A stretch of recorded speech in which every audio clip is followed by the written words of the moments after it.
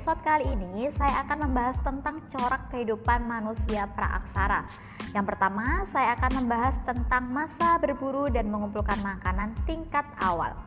Makanan manusia purba pada masa ini bergantung sepenuhnya pada alam dengan berburu dan mengumpulkan makanan. Hal ini karena pada masa ini hewan dan tumbuh-tumbuhan telah hidup merata di bumi. Oleh karena itu, berburu hewan menjadi aktivitas pokok untuk bertahan hidup. Hewan-hewan yang diburu antara lain rusa, kuda, babi hutan, kijang, kerbau, gajah, dan kuda nil. Karena berburu itu menjadi sarana utama untuk bertahan hidup, kehidupan manusia purba Indonesia pada masa ini masih nomaden atau berpindah-pindah dari satu tempat ke tempat yang lain, mengikuti gerak binatang buruan serta sumber air. Dari segi sosial, manusia purba Indonesia pada masa ini hidup dalam kelompok-kelompok kecil.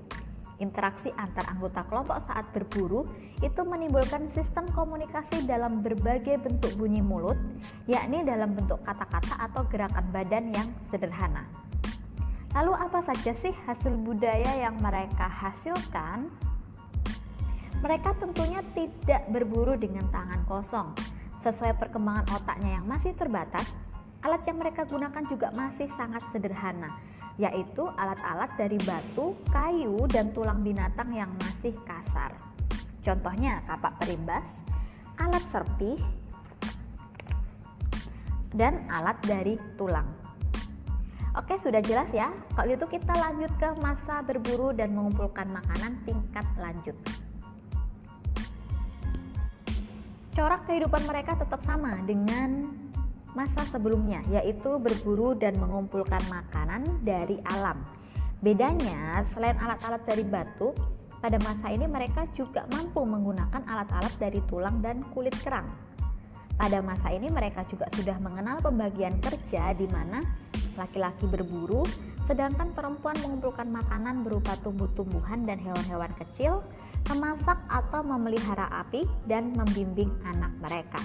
Hal ini jugalah yang membuat mereka mengenal kebiasaan bertempat tinggal secara tidak menetap atau semi-sedenter, terutama di gua-gua payung atau biasa disebut dengan Abris Sausruch.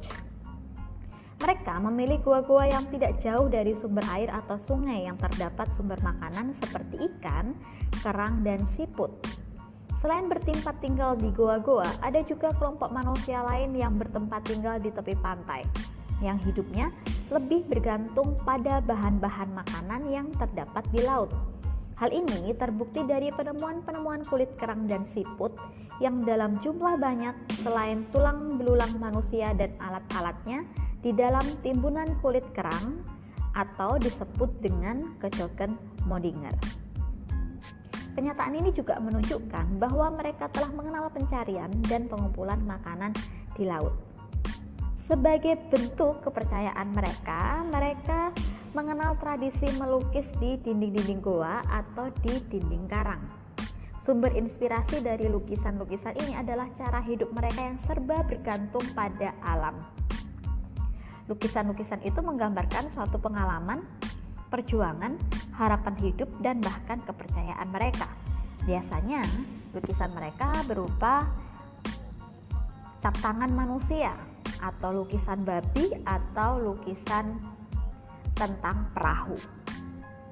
Uniknya adalah pada masa ini pula untuk pertama kalinya manusia purba menemukan api. Penemuan api tidak terlepas dari perkembangan otak mereka sebagai akibat dari tuntutan untuk menyesuaikan diri dengan perkembangan alam dan lingkungan. Secara khusus, api berperan penting dalam kehidupan goa, seperti menghangatkan tubuh, menghalau binatang buas di malam hari, serta memasak makanan. Pada tahap akhir masa ini, mereka telah mengenal cara bercocok tanam yang sangat sederhana dan dilakukan secara berpindah-pindah menurut kondisi kesuburan tanah. Hutan yang dijadikan tanah pertanian dibakar terlebih dahulu dan kemudian dibersihkan. Di sana mereka menanam umbi-umbian seperti keladi. Hasil-hasil budaya mereka itu berkembang 3 tradisi pokok pembuatan alat-alat di Indonesia, yaitu tradisi serpih bilah, alat tulang, dan kapak genggam Sumatera. saya akan menjelaskan lebih dalam tentang bentuk kepercayaan awal manusia. Selama bertempat tinggal di gua-gua, mereka mulai mengenal tradisi melukis di dinding-dinding gua. Lukisan yang terkait dengan sistem kepercayaan awal banyak terlihat di gua-gua di Sulawesi Selatan dan Papua. Cap tangan itu menggambarkan suatu perjalanan dari arwah mereka yang telah meninggal yang sedang meraba-raba menuju alam arwah.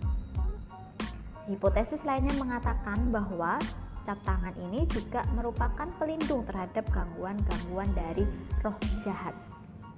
Sedangkan cap tangan yang memiliki jari tidak lengkap diperkirakan merupakan ungkapan berduka atau berkabung mereka karena ada suatu tradisi di mana ketika ada anggota keluarga mereka meninggal, maka mereka harus memotong satu jari mereka sebagai wujud dari rasa kehilangan. Selain lukisan-lukisan di dinding goa atau di dinding-dinding karang, alam kepercayaan masyarakat pada masa itu terlihat juga dalam peristiwa atau upacara penguburan. Bukti-bukti penguburan itu ditemukan di Goa Lowo, Jawa Tengah, di Goa Sodong, Jawa Tengah juga, dan di Bukit Kerang di Sumatera Utara. Para ahli meyakini kebiasaan ini merupakan bentuk kepercayaan awal manusia purba akan adanya kehidupan setelah mati, yaitu berupa roh-roh orang yang telah meninggal. Dan karena itu jasad dan roh-rohnya patut mendapat penghormatan atau pemujaan.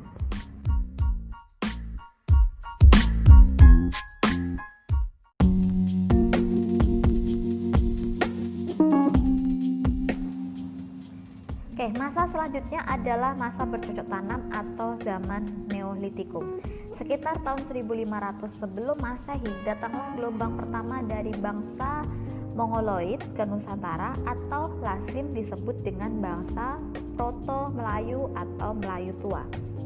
Jumlah mereka lebih banyak dari penduduk asli, yaitu orang-orang dari ras Australo-Melanesoid. Gelombang pertama ini datang dari Yunan, wilayah Tiongkok bagian selatan. Mereka bermigrasi ke Indonesia melalui dua jalur seperti jalur barat, yaitu dari Yunan menuju Thailand, sepenanjung Malaya, kemudian ke Sumatera, Jawa, dan Flores. Dan jalur timur itu melalui Vietnam menuju ke Taiwan, Kepulauan Filipina, serta Kepulauan Maluku, Sulawesi, Halmahera, dan Papua. Keturunan Melayu tua yang sampai sekarang masih ada di Indonesia adalah suku bangsa Dayak, Toraja, Batak, dan Papua.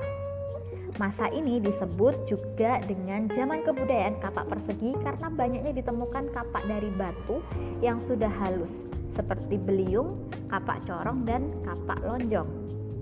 Selain itu, ciri khas serta sumbangan berharga lain dari bangsa pendatang baru ini adalah tradisi bercocok tanam.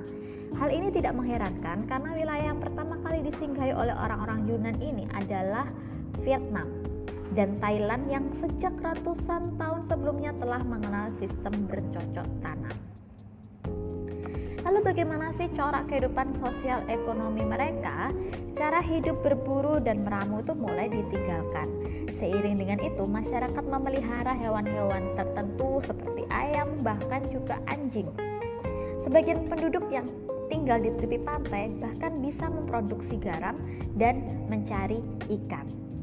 Kegiatan bercocok tanam dilakukan dengan menebang dan membakar pohon dan belukar sehingga terciptalah ladang-ladang yang memberikan hasil-hasil pertanian meskipun manfaatnya masih sederhana.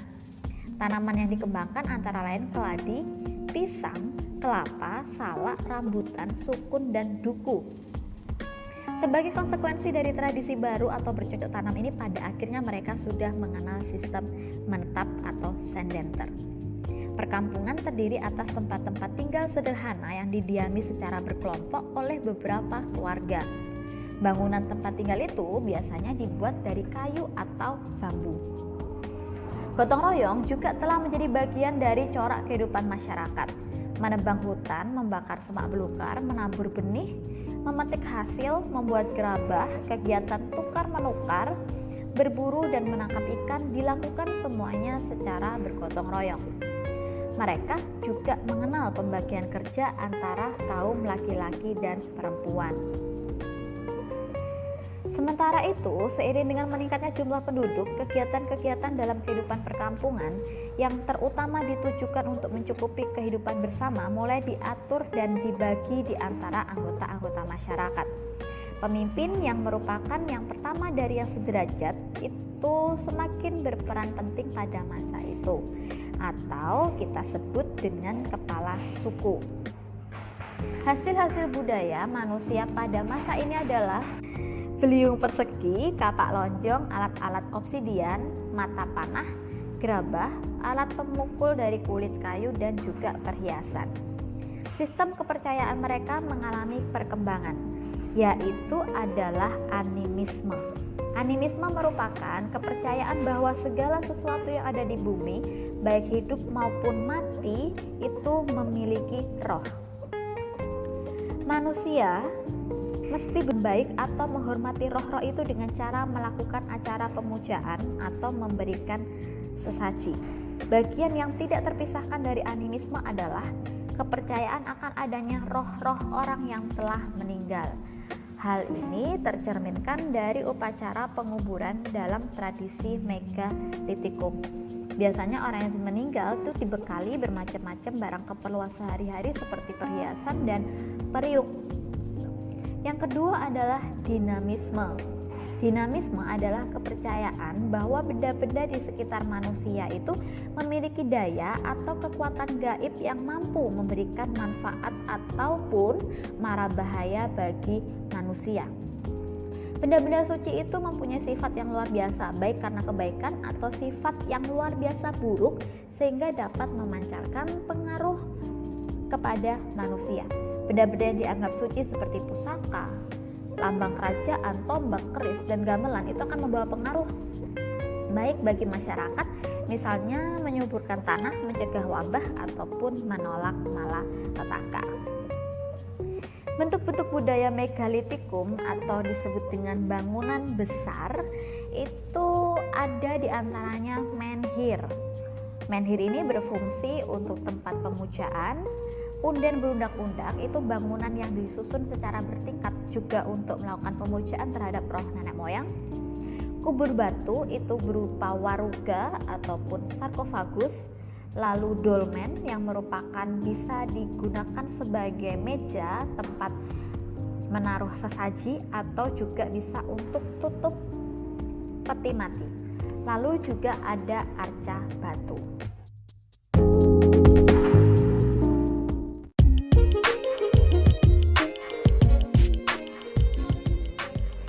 Ke masa perundagian atau zaman logam.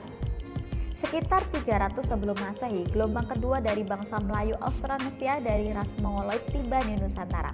Mereka lazim juga disebut dengan bangsa Deutero-Melayu atau Melayu Muda.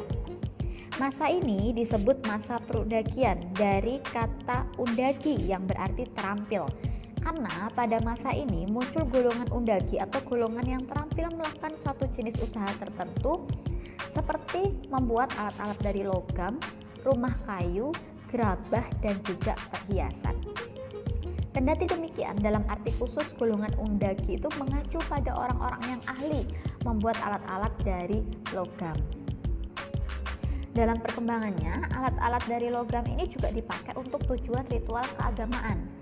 Seiring dengan semakin berkembangnya sistem kepercayaan mereka yang dalam bentuk animisme dan dinamisme. Sementara itu, penduduk Nusantara hidup sudah secara menetap di desa-desa, dataran rendah, pegunungan, tepi pantai, dan tata kehidupan mereka tuh makin teratur dan terpimpin. Perdagangan dilakukan antar pulau di Indonesia serta antara kepulauan Indonesia dan daratan Asia Tenggara.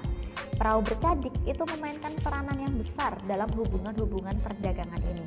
Perdagangan dilakukan dengan cara tukar-menukar barang-barang atau barter yang diperlukan tiap-tiap pihak. Benda-benda tukar yang digemari adalah yang bersifat khas seperti nekara perunggu, moko, benda-benda perhiasan seperti manik-manik.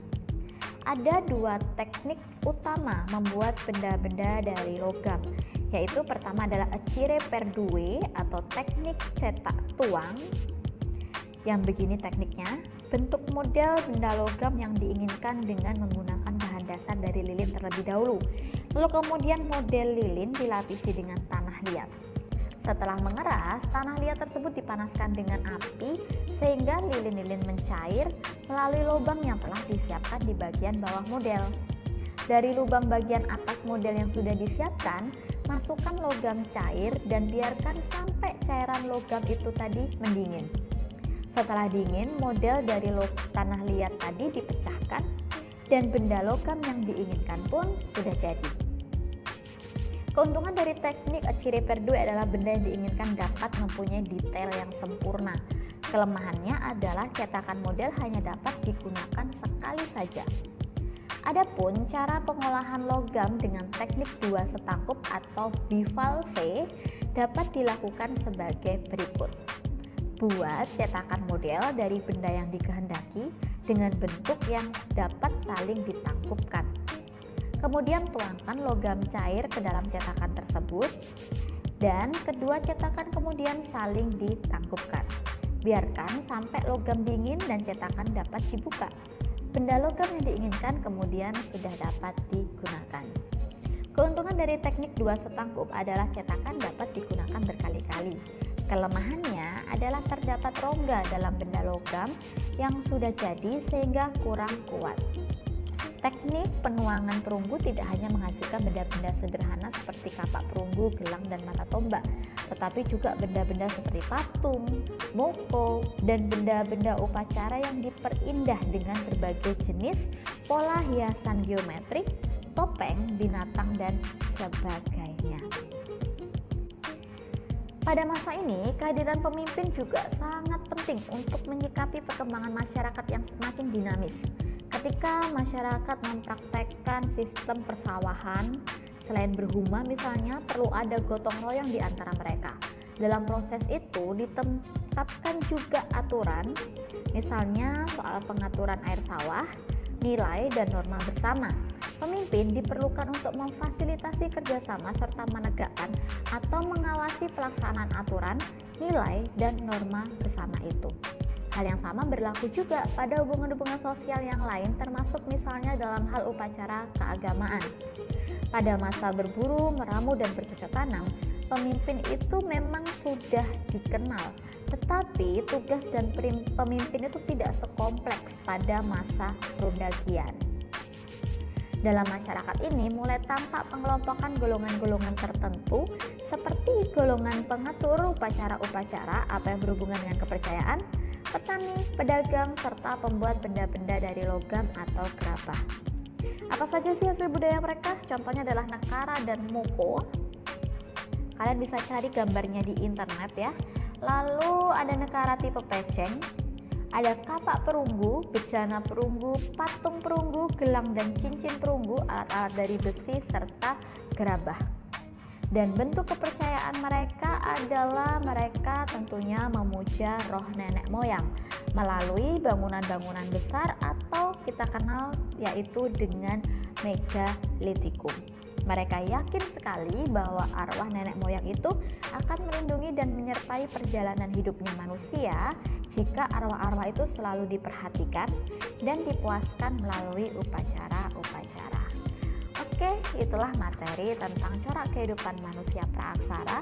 Untuk bab selanjutnya kita akan lanjutkan dengan nilai-nilai budaya masyarakat pada masa praaksara yang masih bertahan hingga saat ini. Terima kasih, Tuhan memberkati.